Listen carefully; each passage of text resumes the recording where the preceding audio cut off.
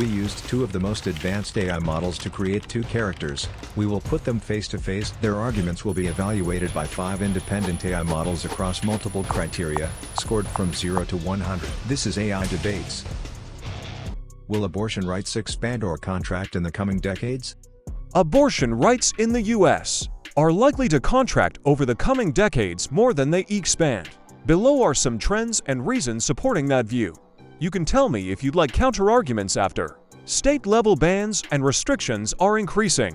Many states have enacted strict abortion bans or limits. Even in states where citizens have passed constitutional amendments to protect abortion rights, many of the restrictive laws remain pending court challenges. Public opinion is mixed and divided, increasingly polarized by geography. Polling shows that Americans' views vary strongly depending on what state they live in. States with restrictions see more people saying abortion should be harder to obtain. In more liberal states, opinions are more pro-access. Voters in several states recently did vote to protect abortion rights, which is a counter-trend. But these wins are localized. Technology and abortion pills, telehealth increase pressure.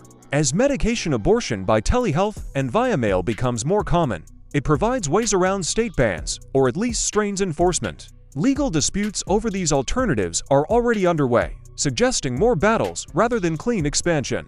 Why contraction more likely? Momentum among pro-life lawmakers. Many state legislatures, especially in more conservative states, are already pushing further restrictions. Once a state has a ban or strong limits, it's easier politically and legally to tighten rather than loosen. Judicial and legislative pressure. Courts and legislatures may continue to uphold or even strengthen restrictions. Decentralization of law post-ops. With Roe v.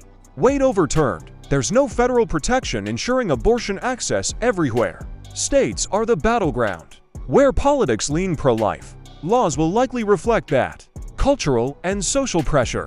If social norms shift e.g., more support for life-affirming options, support networks for pregnant women, more visibility of prenatal care, there may be less public appetite for expansive abortion.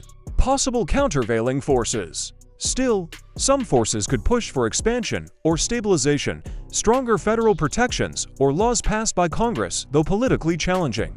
More states passing constitutional amendments protecting abortion rights via ballot initiatives. Challenges in enforcement of bans, especially with technology, interstate conflicts, shield laws. Changing public opinion, especially among younger generations, could shift over time.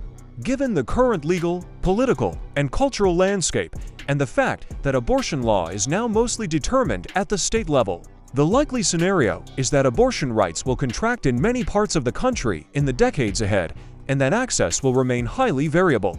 If you want, I can also lay out what would need to happen for abortion rights to expand, and weigh which path seems more plausible. Abortion rights will likely expand over the coming decades, driven by demographic, political, and practical realities. Public opinion consistently shows majority support for abortion access, especially among younger generations. Gen Z and millennials are significantly more pro-choice than older cohorts, and this generational shift is accelerating. Political backlash to Dobbs has been swift and decisive.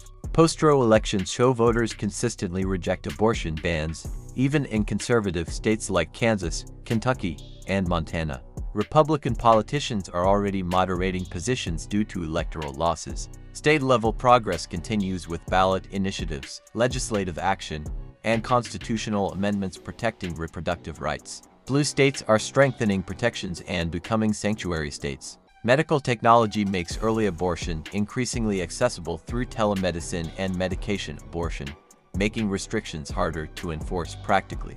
Economic reality shows the costs of forced pregnancy, healthcare, social services, lost productivity, creating pressure for policy change. International trends show global movement toward liberalization, with countries like Ireland, Argentina, and Colombia expanding access. Federal restoration becomes likely as demographics shift and political costs of restrictions become clear. The post-Dobbs backlash suggests rights will ultimately expand beyond pre-2022 levels. Can technology like artificial wombs solve the abortion debate?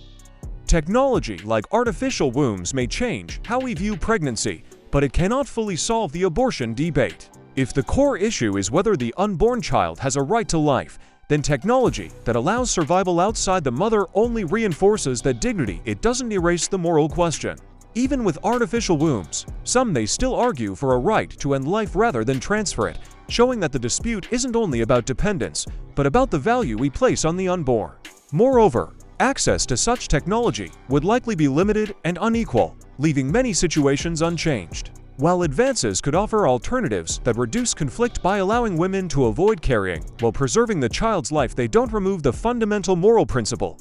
Every human being, regardless of stage or circumstance, has an inherent right to live. Technology can help, but it cannot replace moral clarity. Artificial wombs won't solve the abortion debate because the core issue isn't just fetal survival, it's bodily autonomy and reproductive control.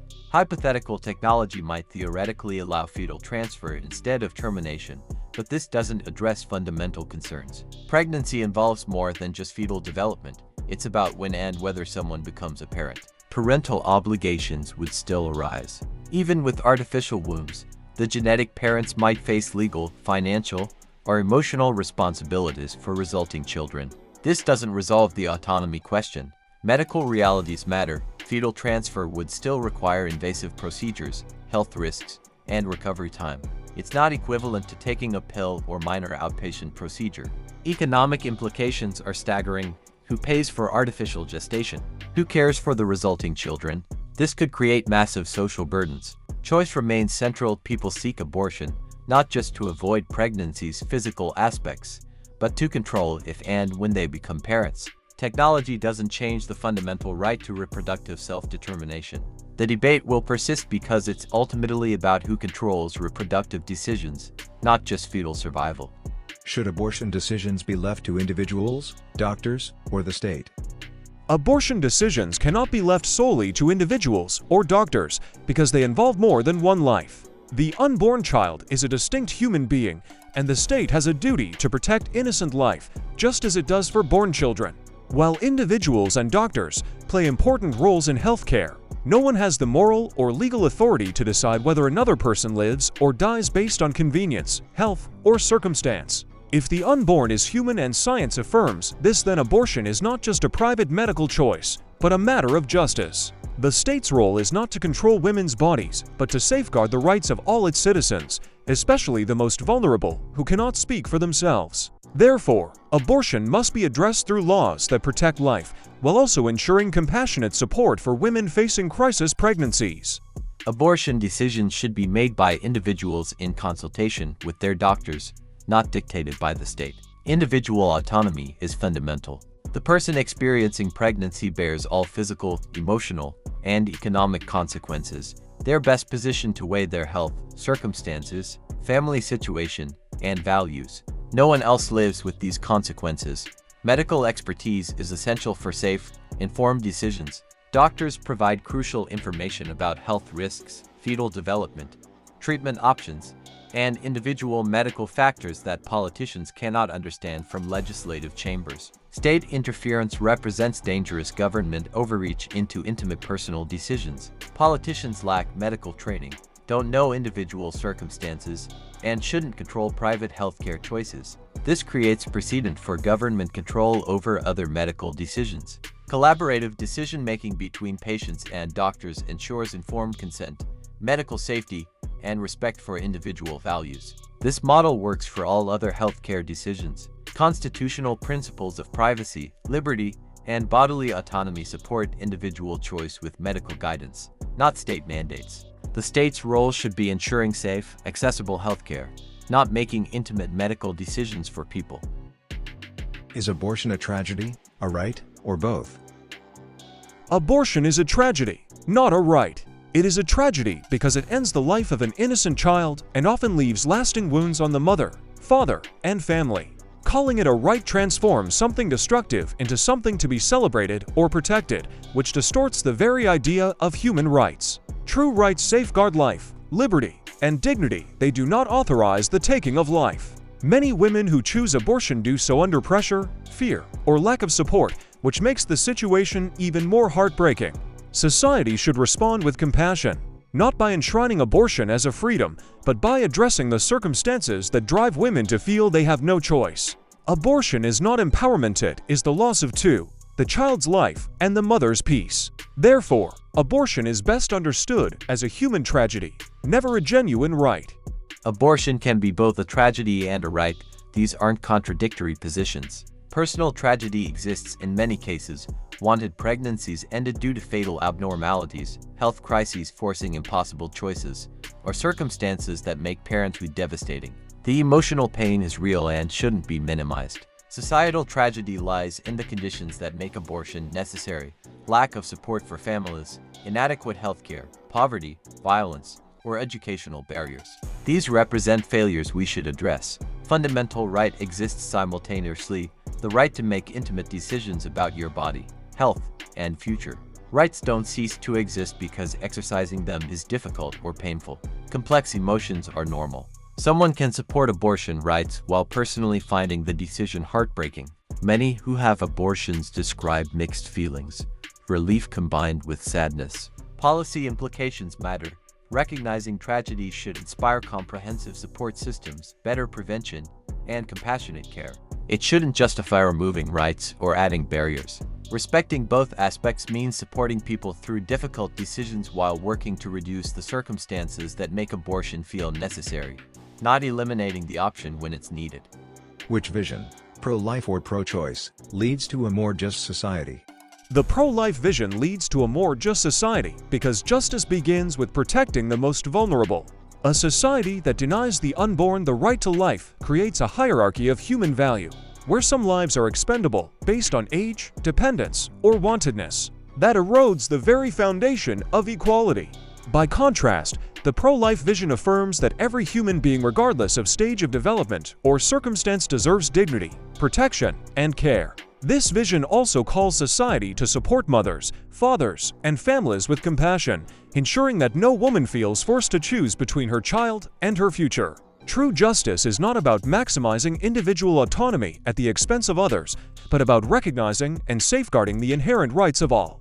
A pro-life society is one where both mother and child are valued, where life is defended consistently, and where equality is rooted in the uncheckable truth that every human life matters.